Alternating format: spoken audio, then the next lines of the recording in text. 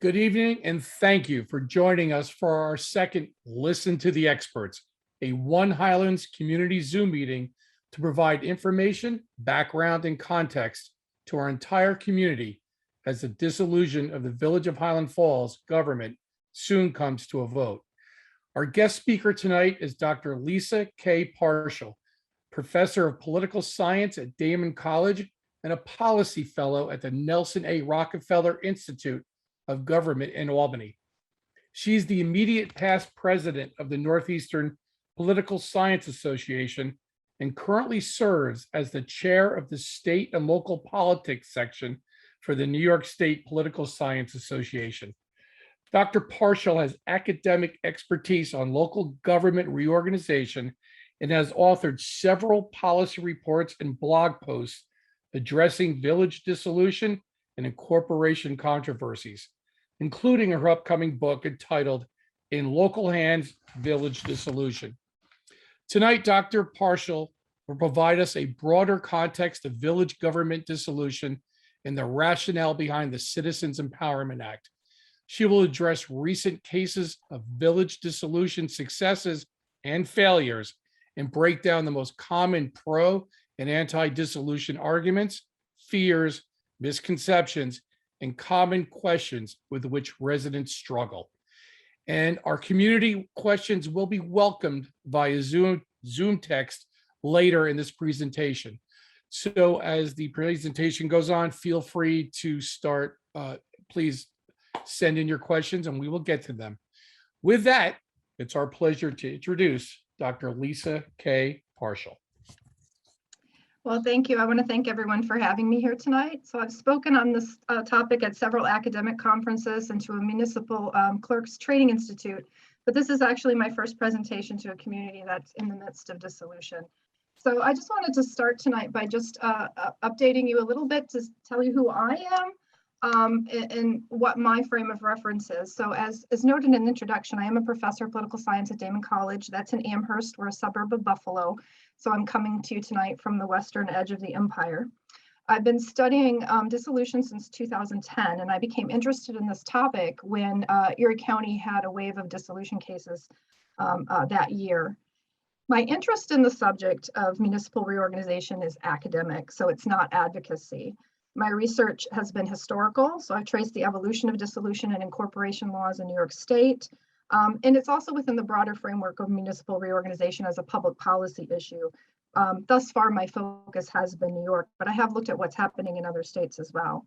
So my presentation this evening is going to be based on broader trends and practices. So I won't be able to speak to the specifics of Highland Falls dissolution because that kind of close depth granular understanding requires really a line by line analysis of your budget and what would happen with projections and estimations if those functions were to be transferred to the town. That's the kind of in-depth study that you contracted to have done. And I simply don't have access to that level of data or information, and there are no preliminary findings to look at. But I can talk broadly about dissolution, about trends and issues, and speak to some of the things that I know from watching these cases for a decade now, issues that you're very likely struggling with as you face this decision on November the 8th. So I wanted to start by saying that I've done a little bit of research on your community, and I've been following the events of your dissolution from afar. And I can see, obviously, that Highland Falls is a really lovely place. So it's a very special and unique place in many ways. And indeed, every village dissolution is unique. And as Dr. Benjamin told you a couple of weeks ago, trying to compare villages in terms of the cost, the benefits of dissolving is extremely difficult because every village is going to be unique in terms of its service and budget details and its footprint. More than that, it's your home. So you're going to have a strong attachment to the place. It's special to you as residents. But with that said, I can also say that what you're going through and the decision that you're facing is one that many communities have faced. It feels highly personal, and it is. But most of the arguments that you're having have a lot of the same themes that happen in dissolution cases in the past and dissolution cases from around the state. So I could pull sentiments on dissolution from cases 100 years ago, 50 years ago, 10 years ago, and you'll see a lot of the same concerns swirling around. So I'm not sure if this helps or not, but I think it's sometimes depersonalizing the debate a little bit recognizing that the motivations, the questions and concerns are the same ones that other communities have grappled with. In fact, that your community has grappled with, because you did vote on dissolution. Highland Falls did vote in 1916 at the polls. I also think that that longer view, that historical perspective, can be a little bit helpful as you listen to the arguments that are swirling around you. So I'm hoping tonight I can provide you a little bit of that framework and context. So one of the first points that I'd like to start with is stepping back and getting an overview of the dissolution debate by understanding why it is that villages are incorporated in the first place. And as Dr. Benjamin told you a few weeks ago, villages can really be seen as an optional level of government in New York. So villages have always existed, but they weren't recognized in New York State by the Constitution of New York until 1821. And it wasn't until 1847 that there was a general village law passed to regulate villages. Up to that point, villages existed because people living in population centers who needed services had no way to get those services from the town, so they had to incorporate. So they would send petitions to the state legislature asking to be incorporated. In 1847, then the state legislature gave that authority to create and dissolve villages directly to residents. But in the early part of our statehood, the incorporation of new villages was really there for the, can be really explained rather, the driver was service provision. And that was because prior to the 1920s, there was no way a town could provide services and allocate cost of those services just to residents in populated areas. So to get those services like lights, sidewalks, and so forth, people had to incorporate as a new village.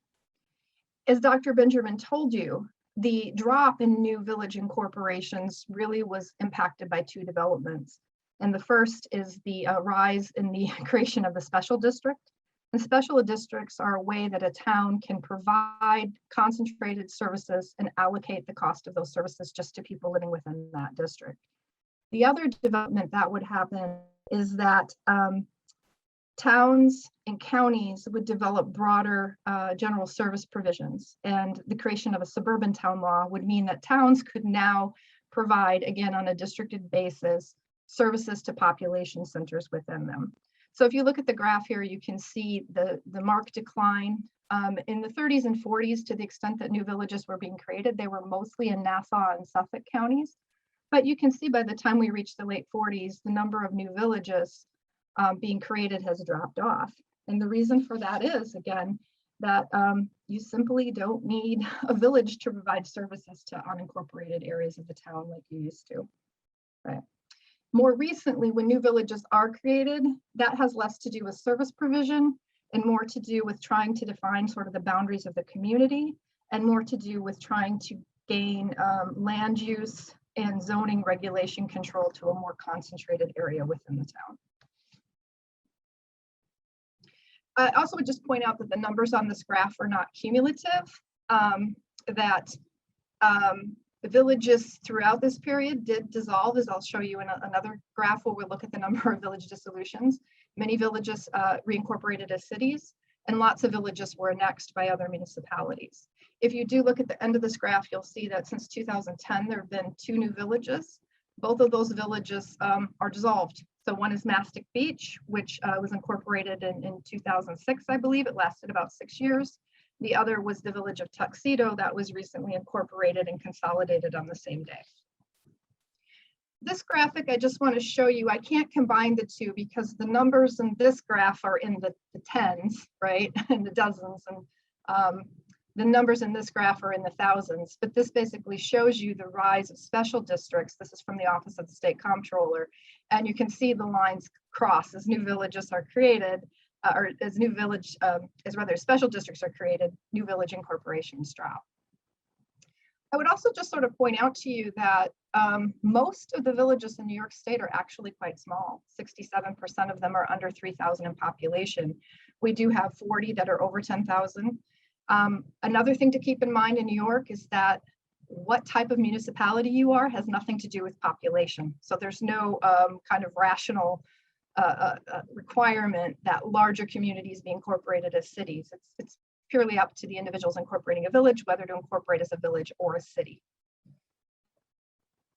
I would also point out that New York could easily have twice the number of villages if it wanted to. And what I'm using here is sort of a proxy. A census designated place defined by the US Census Bureau is a place that is a statistical geographical entity. So it's basically locally recognized, identified by name, a population concentration. It's the statistical equivalent of an incorporated place. It just doesn't have its own government. So if you're looking at the map here, you can see the town of Highlands. You can see obviously the pink ones are the villages. You can see the village of Highland Falls. You can see the census designated places of Fort Montgomery and West Point as well. But again, if you look at CDPs as being potential villages, there are 572 of them. I didn't have the most recent data for the 2020 census, but I did have the 2012 numbers. If you line census designated places up against villages, you can see that the population distribution here is pretty equivalent. We actually have 105 CDPs that are more than 10,000. So given the minimal requirements for incorporation in New York State, New York could have twice as many villages. So why don't we? The reason we don't is because you don't need to be a village anymore to get those services. Those services can be provided by the town. So that's one way maybe you might want to think about the debate. If Highland Falls didn't exist right now, would we incorporate Highland Falls in its current territorial footprint today if it didn't already exist? Okay, so next I want to just touch on a little bit of the context for the renewed interest in village dissolution in New York State. And I know again that, that Dr. Benjamin touched on some of this, and I think probably by now most of you recognize that there's been an increased interest in dissolution since the passage of the Empowerment Act. And this is basically, again, because as Dr. Benjamin said, there is a recognition that the New York system of local government doesn't make sense anymore. And that's something that's actually been recognized for a long time. So this kind of recognition that New York has an outmoded municipal structure goes back at least 86 years to the Mastic Commission in 1935, rather, that said we just have too many units of local government. Those findings have been duplicated by 2008, what was called the Lundine Commission. And also in 1995, the Temporary Commission on Constitutional Revision said New York has too many overlapping and competing local government jurisdictions. So we do in New York have 4 levels of general service providers: counties, cities, towns, and villages that have increasingly come to exercise similar powers and similar home rule authority. So this refrain was picked up by Andrew Cuomo when he was Attorney General, and he championed the passage of the new New York Reorganization and Citizens Empowerment Act, or the Empowerment Act for short. And kind of the underlying rationale is that with so many units of local government, it is a primary driver of local property taxes. So the idea here was to encourage local government reorganization. Again, the concept that New York has too many local governments is not a new one by any means, nor is the idea of trying to reduce their number through efficiencies. In 2005, when the state created its new aid and incentive to municipalities program, they paired enhanced aim for cities in particular with a demand that local units try to find more efficiencies. So the Empowerment Act, though, was a key piece of legislation. It was followed by the Citizen Reorganization Empowerment Grant. This is the state program that provides grants for the study of dissolution and the implementation of dissolution plans. That was followed by the Citizen Empowerment Tax Credit. This is the tax credit that gives enhanced aim to municipalities that undergo dissolutions and consolidations under the Empowerment Act. The governor also oversaw the creation of a local property tax cap in 2011. It was made permanent in 2019. We'll sort of return to that one a little bit later. There's a financial restructuring board that was created, as well as a OSC fiscal monitoring stress system in 2012. These are ways the state is incentivizing local governments to consider reorganization. And then the state has provided monies in the form of shared services initiatives and municipal consolidation competition grants. So again, the Empowerment Act is a keystone, but it is but one state policy that is designed to encourage local residents to consider municipal reorganization. So why are villages in particular the subject of much of these reorganization efforts? And there's a couple of reasons for this. One, because they are the smallest unit of general service providing governments. So they are under towns and counties. Cities are another form, but cities do not remain part of the town like villages do.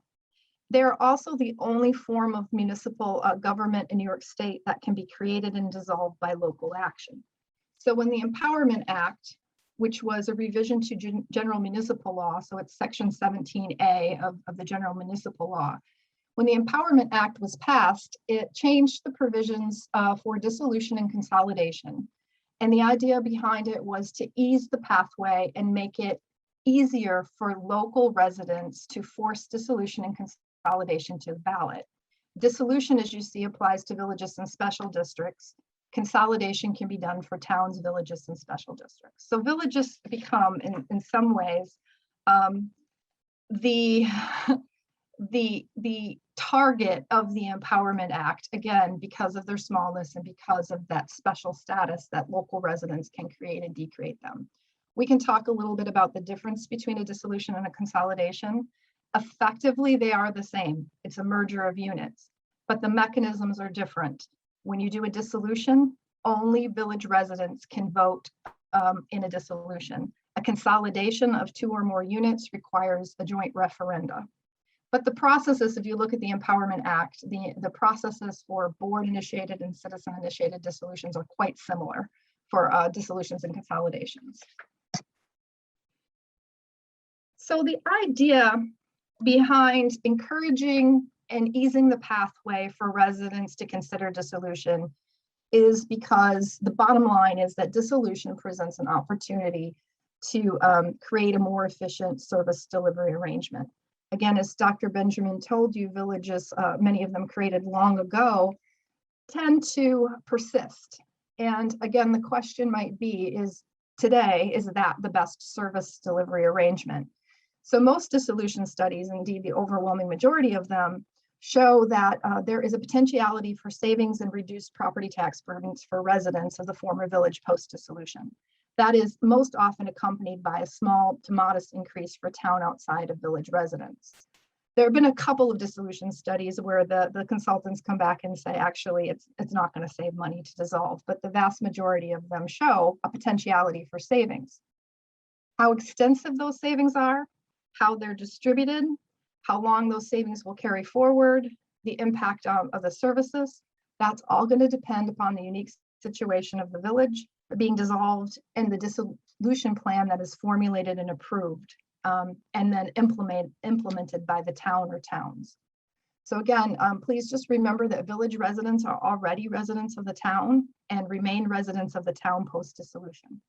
So the idea again behind the Empowerment Act was to empower citizens to command their local elected officials to develop a more efficient service delivery plan that meets their desired preference for services accompanied by a tax savings.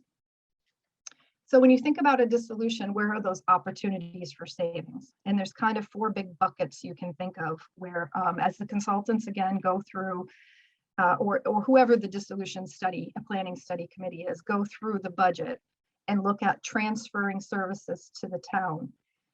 The 4 big opportunities or buckets of savings, if you will, are first, wages and benefits. So this is savings from the elimination of village personnel, their wages and their benefits. Now that is going to be offset by the transfer of those former village personnel to the town or an increase in town personnel. It's also going to be offset by the legacy costs that have to be paid for previous village personnel. The second big bucket is the efficiencies. These are savings from consolidation, transfer, elimination, or reduction of services, greater procurement efficiency of a larger municipal unit or a combined unit, the elimination of duplicative administration. Again, this will be offset by any changes in service delivery and changes in the cost of delivering a service when that service is transferred to the town.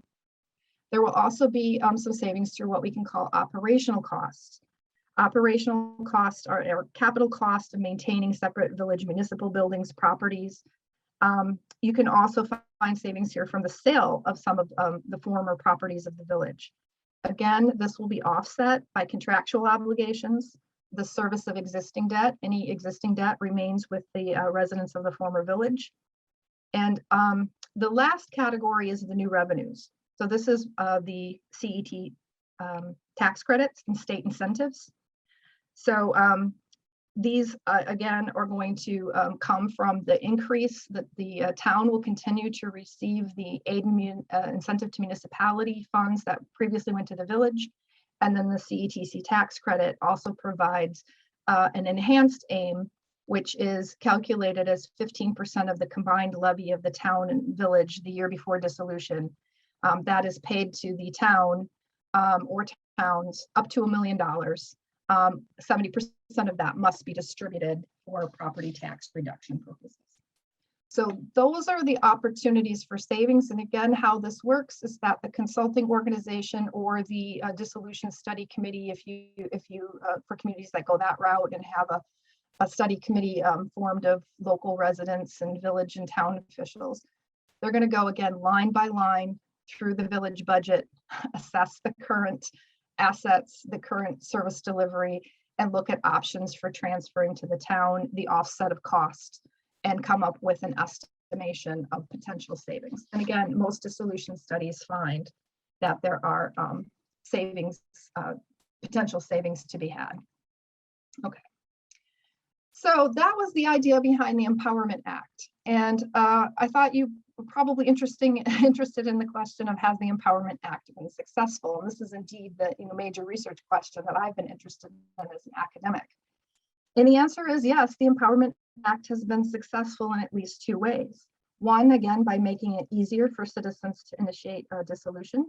So the number of communities dissolution at the polls has risen dramatically. It used to be less than on average 1 a year under the old law. Now it's 4.6 a year considered. We've also seen 18 villages dissolve since 2010. So I'm counting only dissolutions that happened under the Empowerment Act. Some dissolutions actually occurred under the old law. They were initiated. The Empowerment Act went into effect in March of 2010. And so a few dissolutions or carryovers under the old law, but 18 now have voted under the Empowerment Act to dissolve. 46 total have voted and 18 have voted to dissolve. So you can see an uptick in the number of dissolutions that's actually happened.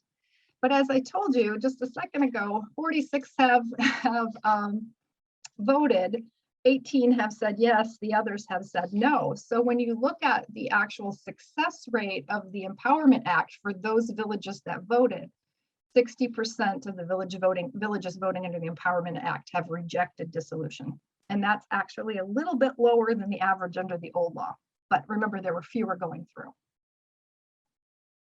So why is dissolution more frequently rejected than approved by voters when this question is considered?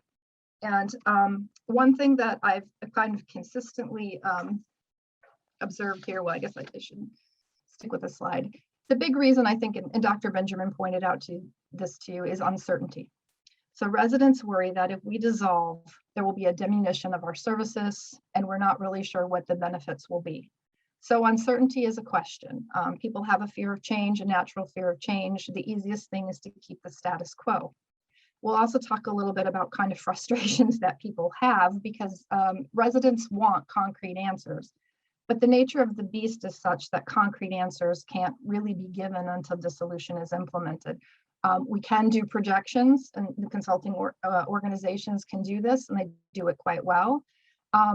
But people worry if they want, a concrete answer right now. The other thing is the intangibles. So residents often will reject dissolution, even in cases where there are savings to be had. And that's often because people then switch their concerns from, well, okay, I can save some money, but they're afraid they're going to lose their sense of community, or we have to preserve our history, or it's a psychological attachment to the village. Residents are often swayed more by a motive appeal, maybe even more so than they are by the financials. So long story short, Dr. Benjamin hit the nail on the head when he said uncertainty and concern over change are the #1 reasons that village dissolutions are rejected. Again, because most dissolution studies show you could save money from doing this. So again, 2 things to kind of keep in mind, and I have observed this, as an outsider, but I can see it happening in community after community, that residents get very frustrated.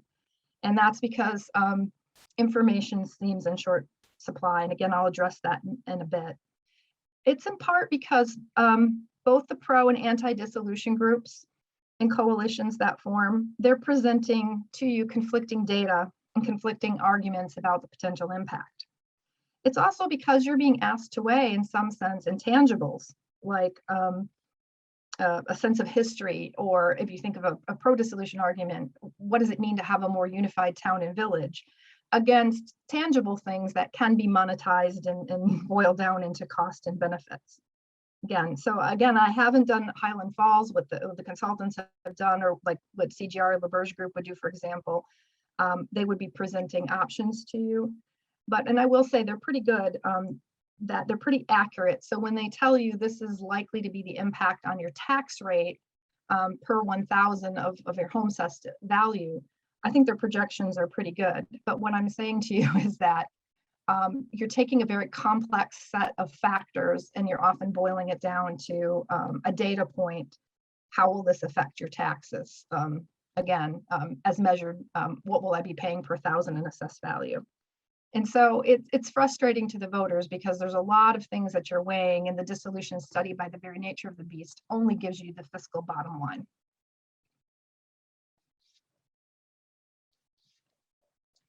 So as you go through this debate, I can't tell you what to think, obviously, but I thought I would highlight for you some of the things that, as you listen to the debate, that are the most common kind of misconceptions and points of confusion. And these are, again, things that I see residents struggling with. And I'm not sure that people always understand. So I picked some of the big ones to try to just hopefully provide whatever clarity I can to help you decide and make up your mind. The first one, I hope by now that you all do understand this, but it does remain a frequent point of confusion in dissolution debates. That is the misconception that if we approve dissolution at the polls on November 8th, there's going to be an automatic chance to vote again or to reconsider. And that is not the case. The way the Empowerment Act works, should you approve dissolution on November 8th, that then triggers the timeline of the law, and that requires that a dissolution plan be created and finalized. And there would only be a second vote if, after the finalization of the dissolution plan, if within 45 days there is a successful petition containing at least 25% of the village electors. Okay. So that is an option. It is a reconsideration potential, but it is not automatic. It has to be triggered by a second petition. Of the 18 villages that have successfully dissolved under the Empowerment Act, 6 have been subject to a permissive referenda. So in 6 of those cases, residents did successfully petition. In all 6, dissolution passed and dissolution proceeded. So dissolution passed in 2 successive elections, basically. This one is a biggie, and this one is because, again, my perspective is as an academic, and I've taken a long historical view of this. This one is one that irritates is probably too strong of a word. But this misconception is that because the Empowerment Act does not require a mandatory study before the vote, that we, the residents, don't know what we're voting on, or that the law is in some way flawed. So what I would say to that interpretation is that you need to understand the rationale behind the Empowerment Act's process and the changes that it made. The previous law in effect since 1972, it was Article 19 of the Village Law. It introduced a study provision in 1972. That study provision was altered in 2003, but it was placed within the dissolution law at the bequest of municipalities lobbying to add a required study component. And what that did is it shifted kind of control over the dissolution process from the residents directly and gave more control over the process to the local elected officials. And so in looking at the dissolutions under Article 19, there were fewer of them because it was harder for residents to get it on the ballot. Oftentimes what would happen is that the study process would be used to delay or to stall or to keep dissolution from ever going to a public vote. So in this time period, often dissolution studies were argued to be unnecessary, a waste of money, and they were never really finalized studies. They were always just sort of feasibility studies, because then, as now, once a dissolution plan is created, the implementation of that plan falls to the town. And towns have never been under a legal obligation to adhere to the dissolution plan. So when you hear about when the old way there was a plan before the vote, those plans were just feasibility studies. And the situation hasn't changed. It's still up to the town to implement the final plan. And the town is not obligated to follow what the village approved. Most of the time, though, they do, or they try very hard to honor what the dissolution study and plan recommended. But they've always been just recommendations, and the actual implementation falls to the town.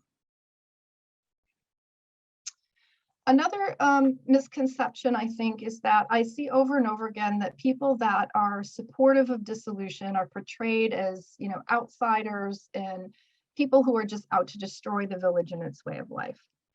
And I can say there have been a handful of dissolution cases that I looked at most historically that have been the product of really petty politics or internal micropolitics and fussing among factions within a village. But the vast majority of village dissolution efforts are driven by concerns over operational efficiency, how to lower our taxes, improve services, a desire for regionalism. How do we create a stronger, more unified community that in the town and the village working together as one?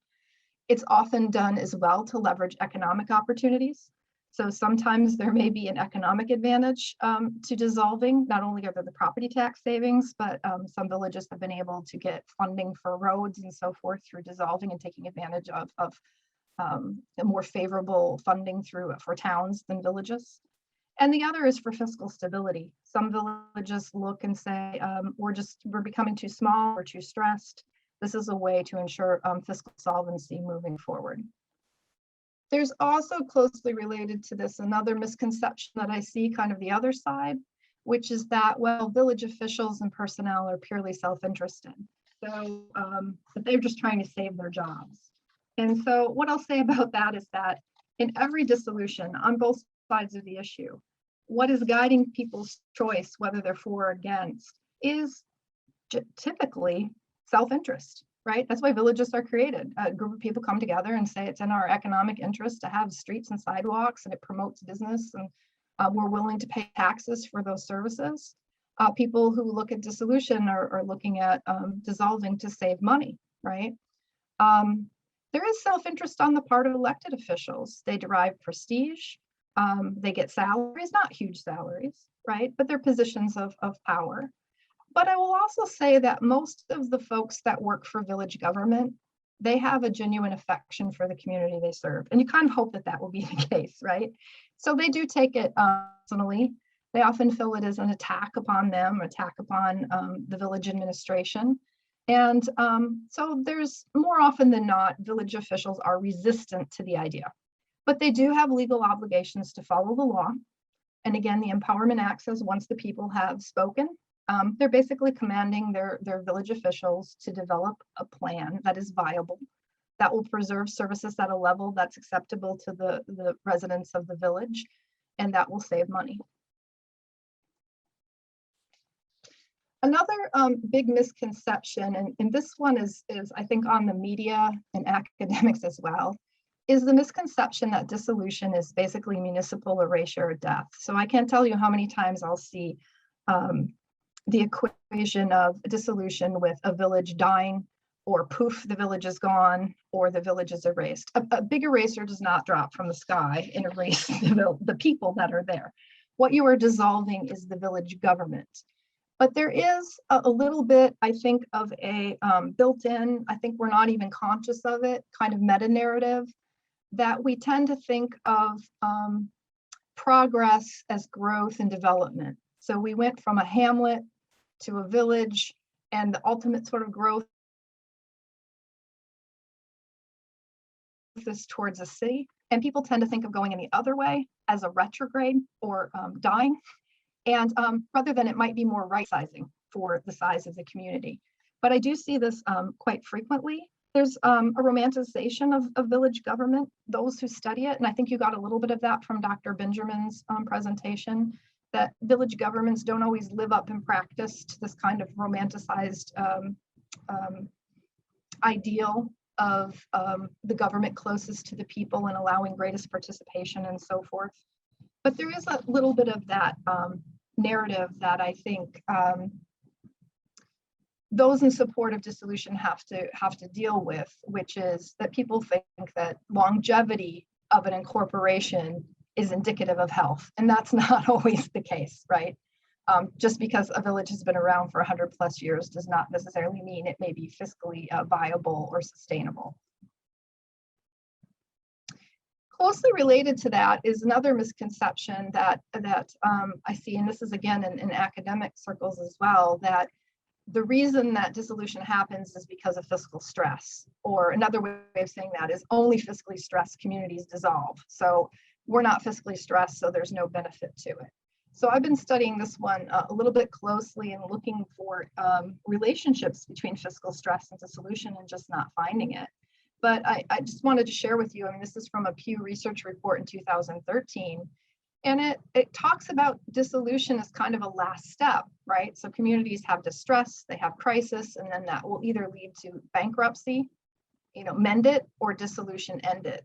But it sort of presents dissolution again as the end product of decline, decay, crisis, or stress. But when I looked at those 18 cases that successfully dissolved under the Empowerment Act, only about 22% of them dissolved because of fiscal stress. And that replicates national studies that have found even less than that, 13% of dissolutions nationwide. There's been about 133 of them since 1930s. And then only about 10% of them are explainable by fiscal stress. So communities are considering dissolution for other reasons. And the biggest reason is to gain operational efficiency. With that said, a lot of New York villages are facing a lot of stress, right? And this creates reorganization pressures, or pressures to find savings, maybe not through reorganization, but shared services. So I also think it's important to look at like what kinds of stress the community has. Some communities have population loss. Some communities have citizen apathy. They can't, people don't vote. They can't get people to run for village offices. Sometimes it might be a catastrophic event. There's also government distress, where you might have corruption or incompetence or just bad governance. And then there's the state level policy pressures. So the property tax cap, for example, this is deliberate sort of by the state to squeeze municipalities towards considering more efficient ways of doing stuff. And then there's also the, just within communities, where the tax base is declining and the tax burden is rising, particularly relative to other municipalities. People feel the pressure to consider reorganization as one of possible kind of responses to the stress. So I did take a look at Highland Falls and your OSC data. And again, nothing really jumped out. The state comptroller has monitored fiscal stress since 2012. So you do not have stress designations. You're not running operational deficits. You haven't been overriding a cap. You're within your constitutional tax and debt limits. But again, so I'm not seeing it as motivated by fiscal stress, but those metrics capture only some of the reasons why communities might consider dissolving. They dissolve for many reasons. And often, again, those reasons might be to leverage economic opportunities or just to reduce cost for greater efficiency and lower property taxes. I would also note that those stress designations by the OSC, I'm always a little cautious of them because villages in particular, they move in and out of stress designations very quickly. They're very sensitive to just a few metrics like fund balance. Another misconception that I would just point out is this kind of idea that villages have way more powers than towns. As there are a few differences, as general service providers, there are a few differences. So one key one is that you can create a village within an unincorporated area of a town, but you cannot create a village within a village. Another difference is the difference between supervisors and mayors. So town supervisors have fiscal powers and authorities that mayors do not. Village mayors are executive officers, whereas town supervisors don't have some of those powers. Villages do give more localized control over land use and development and the adoption of local laws. It's just basically powers over land use and development to a smaller geographic footprint. Another one that I'll just touch on briefly is the, in the debate, you see kind of extremes of the arguments, right? One is that everything will remain totally unchanged in terms of my services post-dissolution, or the counter argument is everything is just going to be entirely different. My services will be grossly diminished or gone. And what I can say about that is that in the dissolution plan and in the implementation of dissolution, the role of the, again, consultants and of the approval of the plan is to try to find a balance between maintaining services at the level the residents of the village find acceptable and finding cost. So what will happen post-dissolution is that some of your services may look different. Will they be totally unchanged? It depends. You know, some villages already share a lot of services with their town, and in some villages, post-dissolution, residents don't notice much of difference at all. The other argument, they'll be grossly diminished or gone. I wanted to talk just briefly, the two services that people are most worried about are your emergency services, fire and police. Why people are often concerned about these are because they're critical services. But for the very reason that they're critical services, they have to be provided and will be provided. The delivery of that service, again, may be altered, may look a little different, the service arrangements, but these are things that the dissolution plan absolutely will address, right? And in some ways, what dissolution is doing, I would also say they're often services that arguably should undergo consolidation in their own right that might be inefficient. And what happens is that dissolution sort of forces the consolidation of these services. I do understand there's been a history of police consolidation studies in Falls that have been, you know, highly contentious. But again, I would say because they're critical services, they will continue to be provided, again, perhaps differently, but these are services that are now provided to unincorporated places. And we do, again, have a lot of unincorporated territories and CDPs that receive these services. Just a couple basics on police and fire services. There are legal constraints in the delivery of these. So again, the consultants performing the study will sit down, identify the current service delivery structure and cost, then develop and recommend options. The limitations on them come from New York state law. New York does not allow policing to be provided by a town on a districted basis. So if a town provides policing, it has to be provided townwide and assessed via townwide tax, or else contracted out to another municipality. Conversely, New York State does not allow fire protection to be provided on a townwide basis. That service has to be provided through the creation of a fire district, a fire protection district, or else contracted. Fire delivery service in New York is extraordinarily complex, right? So your dissolution study will be looking at the options very specific to your current arrangements and what options are feasible.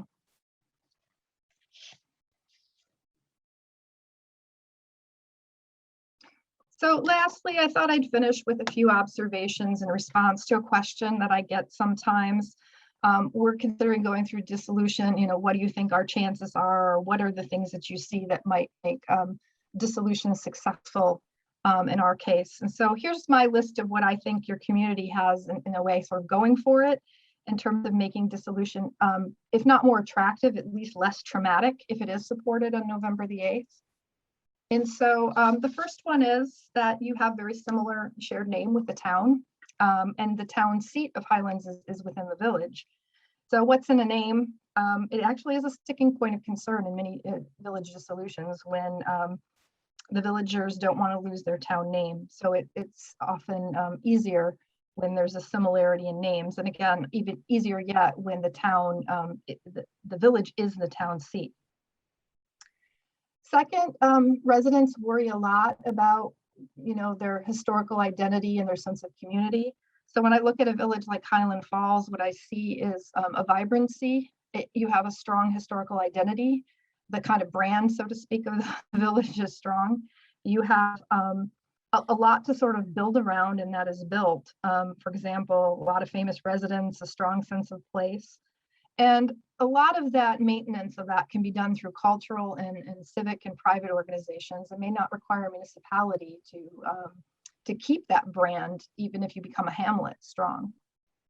I would also look at your case and say, I don't see a gross discrepancy in the demographics of the town and the village, relatively similar. The town and the village already have shared zoning and planning committees. I think that is a very big one. In a lot of incorporation cases, the current motivation for incorporation is a smaller area within a town is trying to wrest zoning and planning control away from the town, but you already have a sharing of those services.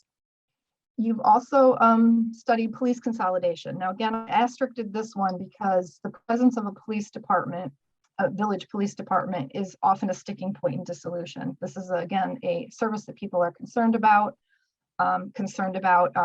local village police personnel losing their jobs. But this has already, again, been studied. And so I do think you have a little bit of an advantage in that you've looked at this, and some of that groundwork for how that could be done, it has been laid. And you also have support of some members of the village board. And why I think this is particularly important is that what I've seen in case after case is that when village officials are, if not supportive of dissolution, or at least receptive to allowing the voters to consider this, what that means is that there's a better chance that as voters, you're going to get access to the information you need to make an informed choice. Also, what is good is if the town can be involved early on in the process. Often town officials stay out of it because only residents of the village can vote on the question. But where the town officials do become involved, that can, again, make the situation less frustrating, less confusing, and more successful. The last thing I'll say is that even when dissolution is not approved, post-dissolution, many village officials, including those who were totally resistant to the process, say we did learn something, right? We were able to find places to provide better governance or save money or to build better relationships with the town. So with that, I'm going to end and just see what kinds of questions you have for me. And again, I will do my very best to answer them. There may be some questions that I can't answer that get into the weeds of the specifics of your community. And I hope, again, you understand that the reason I can't is I just don't have access to the level of data and the ability to study it at that level, but I will do my best. Well, thank you, Dr. Parshall. It's a lot of information, and really appreciate you taking the time to help us decipher it, especially the things on the whole category of misconceptions. Because obviously it's a heated debate here, whether or not to dissolve, and it's important to see the both sides of it. And again, thank you for helping us decipher that. We now want to turn to our community that is watching, and please submit some questions via Zoom text. Down at the bottom of your screen, there's a Q&A button. Type them in and I will address them to Dr. Parshall. Let me start by saying one of the basic things that we see in dissolution processes, that the town is usually bigger than the village. In our case, our village is the greater in size. Does that affect the process at all, or is there any different considerations in looking at that? Well, does it affect the process at all? It can if you have a village that is a very large village, right? A village of 15, 20,000 people within a rural township. That complicates things because that village may have service needs that town outside of village residents don't have. I don't see in Highland Falls that discrepancy. The village is not that much greater than the outside of the town. You're not really, a population cluster of sizable proportions greater than 10,000 people. Will it affect the kind of what the ultimate savings calculations will be? Yeah, it could be. It could affect that, but that's what the dissolution study and the consultants will look at. And what they'll be able to, again, produce is an estimation of what the impact, once we can take into consideration all the knowns and the variables of transferring services and offsetting with potential, sale of property and restructuring of service delivery, what type of savings is that likely to produce? And they typically report it out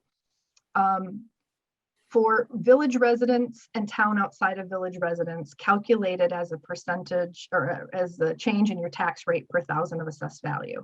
And so when I say most studies find, it's really difficult to compare studies. They're like apples and oranges because you have different entities producing them. LaBerge, Donk, CGR, sometimes they're homegrown studies. They structure them differently. The details of each village is different. But by far and away, in most villages that have undergone dissolution studies tend to be small. By far and away, most of them find a potentiality for savings for former residents of the village, often but not always accompanied by a small increase for town outside of village. That's kind of the best I can do there. You would have to look at the detail of each dissolution plan. And I've tried to do that. It's just incredibly difficult to do because you are literally comparing apples and oranges and grapefruits. Okay. You often hear terms thrown out about coterminous and supervillage. Could you elaborate on those terms, please? I could, and actually, if you don't mind, I'll share my screen again because I did anticipate you might have questions about that because it's lots of people do, and the questions that you gave to Dr. Benjamin, I was spying on you then too, that there is an increased interest in coterminous towns and villages. So, okay, this is you, obviously, right? The town of Highlands, the village of Highland Falls, and the census designated places of West Point and Fort Montgomery. So right now you are the only village within the town of Highlands. So if you dissolved, you become an unincorporated territory. Now, is there a way in which you could become one of these creatures known as a coterminous town and village? There are multiple pathways to creating a coterminous town and village, and there are only 6 of these in New York State. So first, what is a coterminous town and village? This is basically a combined entity. It can operate either as one entity that basically it's basically a consolidation in a way where one entity survives and it can choose, the coterminous entity can choose to operate either as a town or a village, or it can operate as 2 entities. You could have a town and a village government with the same footprint. But what it is basically a town and a village that have the same geographical footprint. So there are different pathways to this. If you already have an incorporated village, one way you could do it, if there's no incorporated villages in the town, what you could do is you can incorporate a village that has its defined footprint, the whole area of the town. That can only be done where there are no other incorporated villages. And the mechanism for doing that is Village Law Article 2. So it would just be incorporating a new village. The village that you incorporated is just defined geographically the same territory as the town. The other way you could do it is to consolidate the town and the village, and this would happen under General Municipal Law Article 17.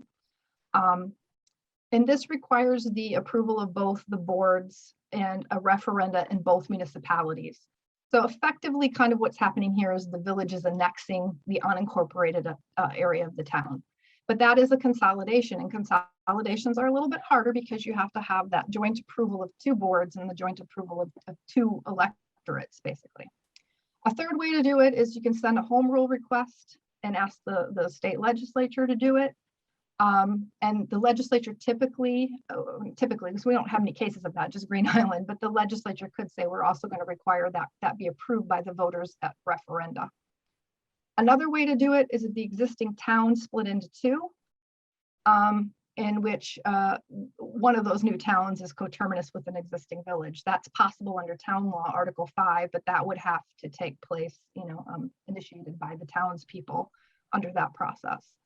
And then there's kind of a new way of doing it, and that's a 2-step, again, where you don't have any existing villages I guess you could do it where you do have an existing village. It's kind of carved out, but you could basically incorporate a village and in the same, where one didn't exist, and in the same referenda simultaneously consolidate it with a town or the unincorporated areas of a town. And this was done in Tuxedo, for example, and that's what's being proposed in the town of Crawford as well. So there are ways of creating these entities. And so I think that's what you mean by a super village. Could we dissolve Highland Falls and then reincorporate as a new village, including West Point, Fort Montgomery, or indeed the whole area of the town? It could be done. It's a separate legal process. All right. Well, let me turn to some questions from our viewers. The first one is from Kathy. It is always stated that typically village residents' taxes go down and town taxes go up. In our case, the village has almost double the amount of taxable properties. How does this change that statement? Yeah, I think I sort of already addressed that one, that it's hard to make a global statement like that, right? Most villages that have dissolved have been relatively small villages. Some of those that have, like Seneca Falls, Mastic Beach, for example, they by far and away are large villages and had most of the taxable property. And the finding was still there would be a savings. I'm always a little careful with Seneca Falls because that was Article 19, and that also was a little bit idiosyncratic. They had by dissolving, they were able to leverage a financial opportunity of sharing revenue from a town landfill. So that was sort of a stream of revenue that they had coming that's not analogous to other villages. Okay. This one comes from Edward. Regarding the CETC monetary support, what has been the track record regarding the state of New York providing the money in a reliable manner? Is there any reason to believe that this will not be provided for the town of Highlands should Highland Falls dissolve? Okay, so this is the program that was created again by the Cuomo administration to help sweeten the pot to convince more communities by providing this enhancement to AIM. So that enhancement, since the CET tax credit was created, was always prioritized in the proposed executive budgets, and it has always been in the enacted budget. The caveat there is that does require CET funding, does require annual appropriation by the state legislature. Could the state legislature decide that they are no longer going to provide this funding? I guess they could, but I think that would be a very hard thing. We now have 18 dissolved villages that are receiving the enhanced aid. I think it would be replaced by something else.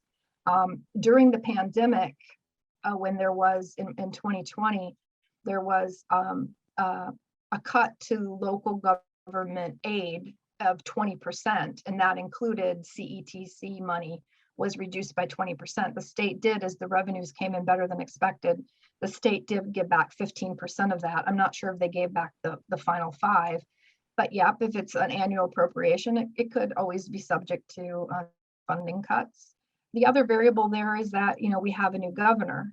And so the CETC, the Empowerment Act, was sort of a crown jewel, if you will, of Cuomo's but I would say that Hochul is kind of unique as governor. She comes to the role with more experience in local government than any other governor has had. So I imagine that she's going to be very sympathetic to local government perspectives. And again, I can't see that kind of promise going away, but it is annually appropriated. And that's something that often gets thrown out there, is that continuation of that money indefinitely is not a given. Fingers crossed. All right. Edward asks again, why is it harder to go through the process of consolidation? Yeah, so dissolution is effectively very similar to consolidation. The big advantage of dissolution is that it only requires the action of voters within the village. So in a dissolution, residents of the village vote, and town outside of village voters do not vote in the process. When you do a consolidation, you have to have an agreement of both the village board and the town board. And then you have to have a separate referenda where it has to be approved by a majority of village residents and approved by a separate majority of town outside of village residents. So it requires a higher level of consensus. So consolidations are actually fairly rare, and we've only had one successful one under the Empowerment Act, and that was Tuxedo. But you got to caveat that one a little bit because Tuxedo was not a pre-existing village. That, you know, it's a paper village. They incorporated it and consolidated it on the same day. Okay, I have a question from Anonymous. The consulting group doing the interim study is using the consensus for part of their data. Our consensus includes West Point, which is federal land, and they do not pay taxes here. Would this affect the numbers in the final interim study? And are those numbers also, those numbers also affects the number of actual citizens and the median income? Okay, I would, you know, again, I want to be careful here because I haven't seen the LaBerge group hasn't put out a report yet. I haven't seen their methodology, so I can't really critique anything because I haven't seen anything to critique. But what I can say is, generally speaking, when if a consultant group is looking at the particulars of the situation, things like state aid are going to be calculated using the population provided by the census. So for certain things in that study, you have to use the total population.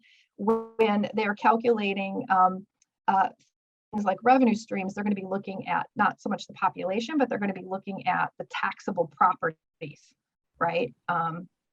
What properties are taxable, what properties are exempt. And so for some pieces of data, they're likely going to be using taxable properties. So that's only going to take into account some and not all parts of the town of Highlands. You know, it's a little bit difficult, I think, with that question, just because you do have, you know, kind of a unique situation in that you have, well, not totally unique. You have transient populations in other communities where you have colleges present, right? And that could become contentious because people say, well, they're not voters. So I would rather than looking in, for some reasons, rather than looking at the population, I would look at taxable properties. For other reasons, instead of looking at population, I would look at number of registered voters to try to figure out what the likely impact is. Okay, thank you. Cindy asks, will former village residents receive up to 70% of the Citizens Empowerment Tax Credit? Right. So the way the Citizens Empowerment Tax Credit works is that, again, they calculate it by looking at, it's calculated as 15% of the combined levy up to $1 million. That money then will go to the town. So the village is dissolved into the town. That money is given to the town. 70% of it must be used to offset property tax. There's no requirement that that full 70% go only to residents of the former village, right? The town can use it for property tax reduction townwide. Now, again, in implementing the plan, the village proposes and the town disposes of the plan, right? But in the implementation of the plan, towns tend to follow the recommendations. And so will 100% of that 70% go just to village residents? I don't know. It depends on what the town does. Are they required to give it all just to village residents? No. Okay, thank you. All right. Kat says, I have been in contact with 4 different municipalities that have dissolved or consolidated, and they have all stated that they have received their CETC annually. I know you touched on this earlier. Have you heard again of any who have not? The only that have not have been, everybody was affected by the reduction of local aid during the pandemic. And again, the state had 20% cuts. They reduced it to 5% and believe they're going to release that final 5%. There was, again, because of the pandemic, there was a temporary suspension of the CREG program. But yeah, it's the law, right? So the law says if you go through this dissolution, you're entitled to the CET tax credit. The funding of that is always contingent on annual appropriation.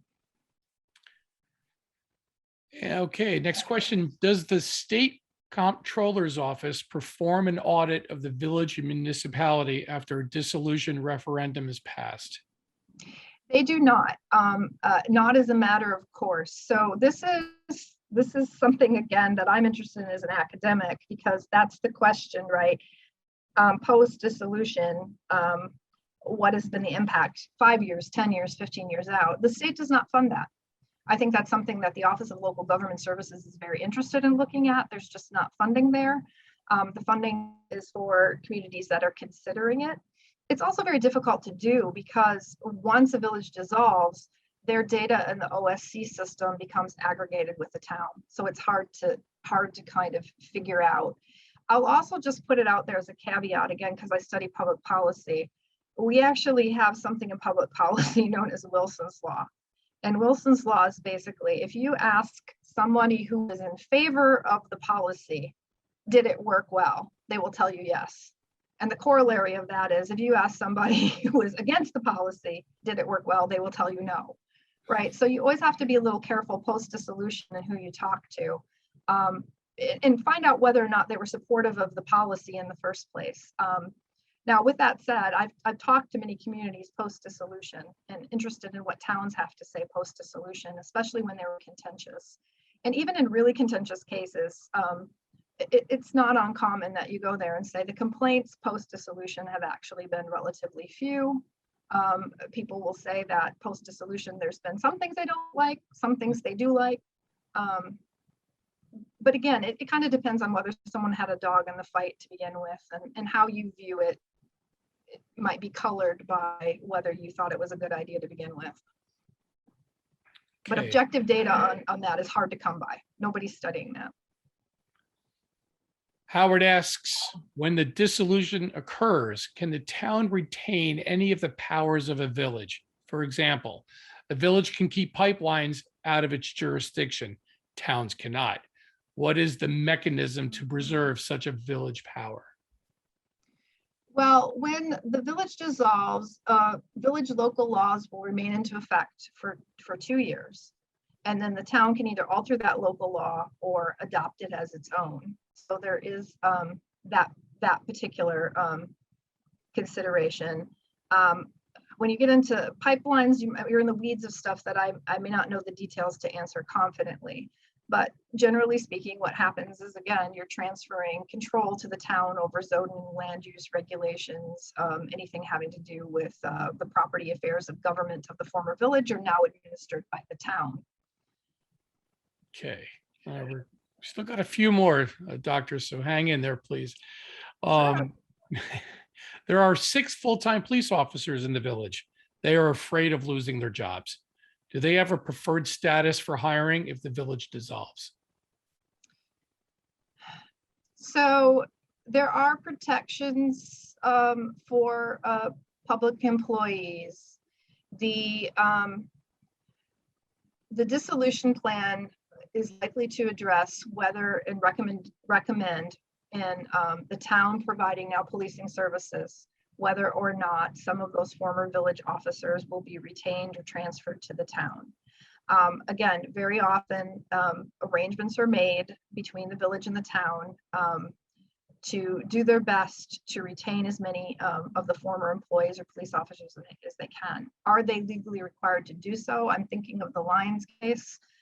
That was a transfer, though, from the town of Lyons to the county. And there, I think the sheriff's department did not hire all of the village officials.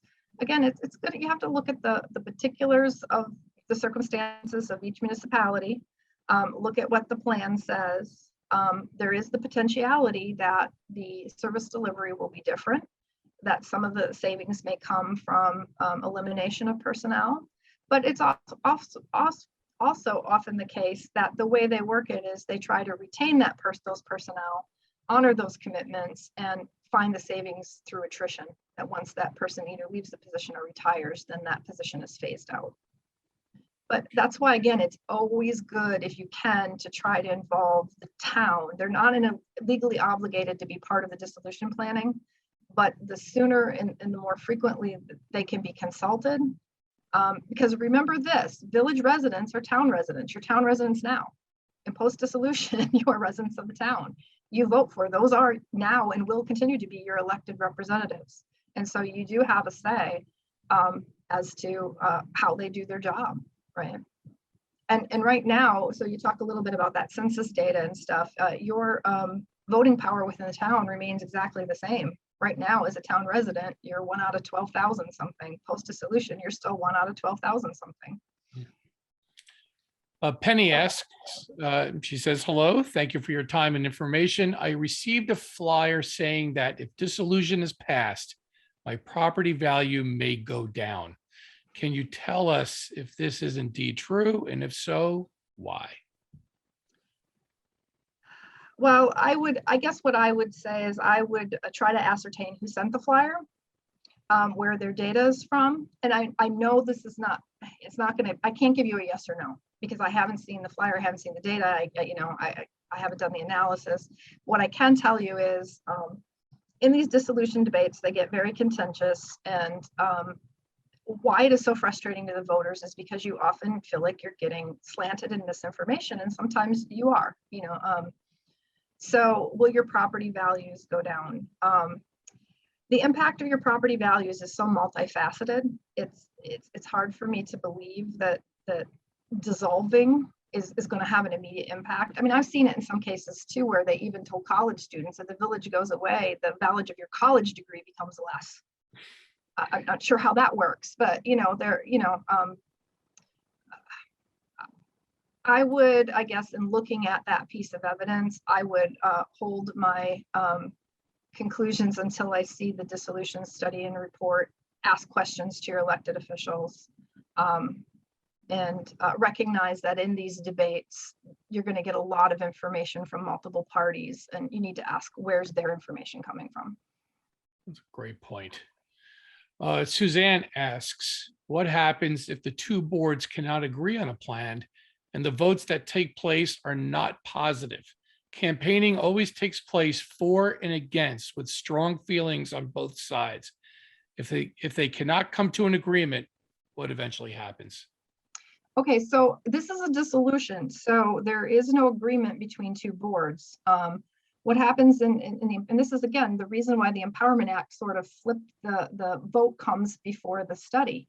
What you are essentially saying on November 8th, if you say yes, what you are essentially telling your elected officials is, go ye forth and develop a dissolution plan that will preserve services at a level we're comfortable with, but yet save money. That plan, when it is finalized, will be finalized by the village board. And once it is finalized, that then opens the 45-day window where, if residents choose to sign a petition for a permissive referenda, they can do so. But there's no requirement that the town approve the final dissolution plan. The final dissolution plan will then be implemented by the town. But barring the town signing some memo of agreement or contractual agreement, whatever that plan says is not legally binding on the town. It wasn't under the old law. It's not under this law. Okay. Edward asks, I can't help but notice the spike in village dissolutions during the Great Depression era. Would you predict that a village will suffer greater economic hardship during a national economic downturn than if it existed as a hamlet? In other words, for the village, would have its streamlining options limited or frozen for 4 consecutive years and be forced to weather the economy as its citizens' own financial detriment, at its citizens' own financial detriment. Excuse my stutter. I'm thinking about that one. Well, I think your observation is absolutely right, that during the Great Depression, there was a spike, a wave of dissolutions. That was, again, to try to find economic savings. I would also say that there are a lot of villages that were small and struggling. And so there was a wave there. The other little wave you saw was during the kind of anti-tax sentiments of the 1970s and 1980s. So it certainly is true that as national economy turns downward, national pain rolls down to the state, and state economic pain rolls down to municipalities. And so when you see economic downturns, theoretically, you may see more communities looking to find savings, whether that's through shared services or through budgetary measures, layoffs, furloughs, or going up the ladder to consider reorganization and dissolution. And again, in theory, economic downturns might encourage an uptick in reconsidering our current delivery service mechanisms. Whether or not a hamlet, basically it's your financial administration is the town, right?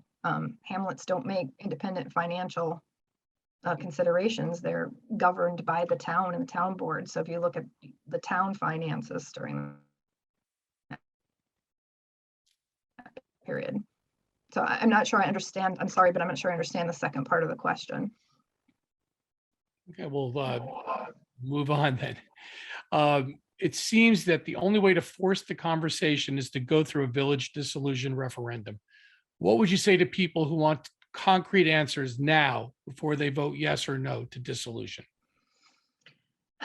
So as frustrating and as unsatisfying as the answer is that concrete answers will not be known until dissolution is implemented. The plan gives a pathway for how this can be done and recommendations for how this can be done to retain, again, a level of services residents are comfortable with and options to find those savings. So the dissolution plan is put forward and finalized by the village, as we were saying. And then it's up to the town to actually implement that plan. And could those savings dissipate over time? Could decisions of the town in the future, are they legally bound to honor the plan? No, they are not. But again, that has always been the case.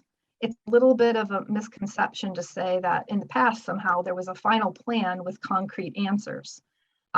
There's never been concrete answers because it's always been the village develops a plan, but implement plan has always fallen to the town. Next question is, has there been economic resurgence or stability in New York villages that have dissolved? Have they derived benefit having successfully embarked on the process? And if so, which in particular serve as examples? So again, it's a difficult question. I wish I could answer it. I wish I had the resources to study it. I wish the state was studying this in more depth. That's the bingo question, right? Is post dissolution, how are these communities? What has been the impact on these communities? All I can tell you is sort of anecdotally. And again, it depends sort of who you ask, right? So you can go to one of these communities that has dissolved. You can find communities that are fiscally and economically and socially thriving, right? So I think of a place like Old Forge, the village of Old 1930s. It's up in the town of Webb has a very small population year round, but it booms in the summer. They're a tourist place. They're very vibrant. Same thing as you can go to hamlets and find hamlets that are thriving places. You can go to some villages and find that they're blighted, that they're obviously struggling. Sometimes they dissolve and you look at, you go back through them and you say, oh, they look even worse than they did. But was that a consequence of dissolving, or is that community already on a little bit of a downward trajectory? It's really difficult, again, because once dissolved, the data becomes aggregated with the town, and you'd have to go back and pull out for particular properties, the change in value. I can say again that there have been places that you talk to them post-dissolution and they say, surprisingly, even though it was contentious, residents are relatively happy. Some people, again, consolidation of police, some folks say, I liked it better before. Other folks say when you shift it to the town, it becomes more professionalized and less personalized, and we find it's been better. Okay. Again, I wish I could provide you a definitive answer. If I could, I'd be famous. What happens to other village employees and their pensions and years of service? So the legacy cost pensions and all that, those are honored, and those are part of the legacy district. The village has to continue to pay those. What happens to them in terms of, will they have new positions once administration is transferred to the town? That again depends on the dissolution plan, and it depends on what the town decides to do in terms of bringing those personnel on. Now again, because Giant Eraser doesn't come down and take that community away, the people are still there, and that former village still needs services. So the town often has to hire the personnel of the village to continue to administer those services to the town. So it's not at all uncommon that village personnel move into the town government. Good. Why do villagers fear the town when they are actually 2/3 of the town? Yeah, that's a good question. I think the answer to that is that people generally tend to think of more localized control, or having a dedicated village government within the town somehow enhances their voice, or gives them more control, or at least more localized control over their a smaller geographic, usually smaller geographic footprint within the town. But again, I would say that people who study villages, village government and local government might say it's a little bit of a misnomer to think that just because it's a smaller unit of government that it's more responsive or there's more participation. You can go to smaller villages and see, the elections don't really give you much choice. It's only one person running for mayor, or it's the same individuals running over and over. Complaints that you go to village board meetings and they're not receptive to the interest of the people. Is it possible that by dissolving, you become such a minority within the town that you lose voting power? That's the concern. We're diminishing our vote. But again, your residents and citizens of the town now, you will remain residents of and citizens of the town post dissolution. It's a good transition to this question. Are you aware of any situation where a town board was not asked to be involved by the village board in the development of the dissolution plan? And if so, why? Yeah, it's actually fairly common that they're not, and that is, I think the law is flawed. That might be the flaw, is that there's no requirement to involve the town. And some town supervisors and town council members take a neutral position, and I can understand why they take a neutral position in some way. They'll say until it's actually approved by the voters, it's not certain that the voters are going to approve dissolution. It's really up to the voters of the village. They don't want to interfere with the village board's prerogatives at that point. So sometimes town officials stay kind of on the sidelines. There's also an argument I've heard that sometimes they stay on the sidelines because they may not want to inherit the problems of the former village. Some former villages do have, difficult issues that they're struggling with, or problems, which is why they may be considering dissolving. That's another reason. Upvolve your problems to the town. But what I can say is that where there is an effort to involve town officials, and where town officials have been proactive, they can go a long way in assuaging fears. And you'll hear a lot of town officials say, we're not the enemy. You're our citizens now. Sometimes you'll hear town officials say, once dissolution happens, people are afraid, the village government's going to be locked up and there's no one there for them. We're here for you, right? And again, you remain residents and voters, and you are now, and you will be. And so you do have, those are your elected representatives, and now they're responsible for your administration. We're down to the final two, Doctor. Can you touch on the types of grants available for the post-vote process? So there is the CRE grant gives you up to $50,000 to study, and once dissolution is approved, it gives you up to $50,000 to help implement that plan. There's the CETC tax credit. In the past, the governor has this now county requirement for shared services initiative, and he has also had in the past a municipal kind of, I forget what it's called, what the acronym is, but it's basically municipal consolidation and improvement, kind of competitive funding. And to be eligible for that, you had to have been a community that had a successful dissolution or consolidation. So what I can say is that New York State's practice thus far has been to pressurize, but also incentivize communities to consider becoming more efficient, again, whether that's shared services, consolidation, or dissolution. And so I would anticipate that that approach probably is going to remain into the future consistent. So there may be newer, different avenues of funding available, but right now, those are the big ones, the CETC and the CREG. And there's also a local government efficiency program that the Office of Local Government Services runs too. And our final question for the evening: should dissolution fail, can we then petition for consolidation?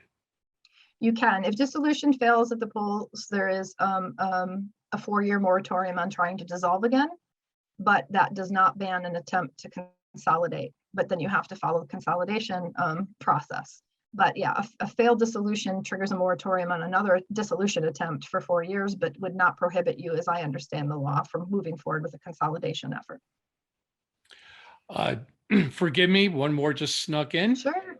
And the question is, post dissolution vote of yes, are you aware of any situation where the town board has not been involved with the village board in the development of the final dissolution plan? No, I can't think of one. It doesn't mean there might not be one, but I can't think of one. And that's because once dissolution is approved,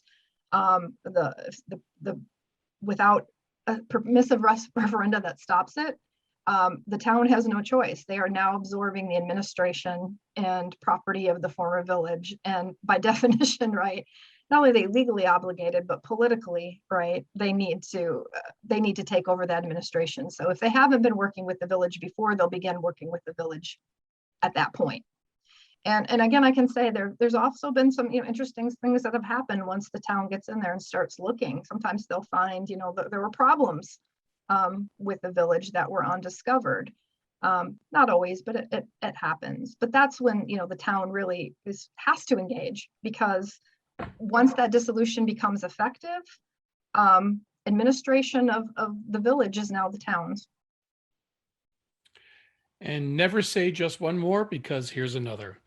The town has the authority to implement its own plan regardless of what the village develops.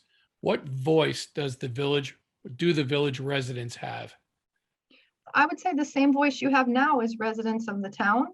Again, you vote for them. They're your elected representatives.